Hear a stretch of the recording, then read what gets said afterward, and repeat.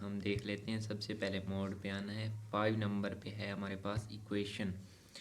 اب ہم ایکویشن ہمارے پاس کتنے قسم کی ہوتی ہیں؟ 2 قسم کی ہوتی ہیں. ایک میں ہمارے پاس صرف ویریبلز ہوتے ہیں اور ایک میں ساتھ میں کانسٹنٹ دیا ہوتا ہے. ٹھیک ہے، اگر ہمارے پاس کانسٹنٹ والی ایکویشن ہو تو ہم نے 2 ویریبل والی سلیکٹ کر لیتے ہیں. ٹھیک ہے، ہمارے پاس ایک مثال کے طور پر ایکویشن ہے 3x + 2y = 3.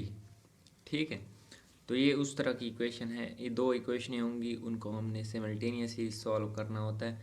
تو یہاں پہ ہم کوئی بھی ویلیوز دے کر ان کو سولو کر سکتے ہیں. ٹھیک ہے، تو یہ کرسپونڈنگ ہمیں x اور y کے آنسر دے دے گا. اب ہم نے اوکے پریس کرنا ہے. یہ ہمارے پاس x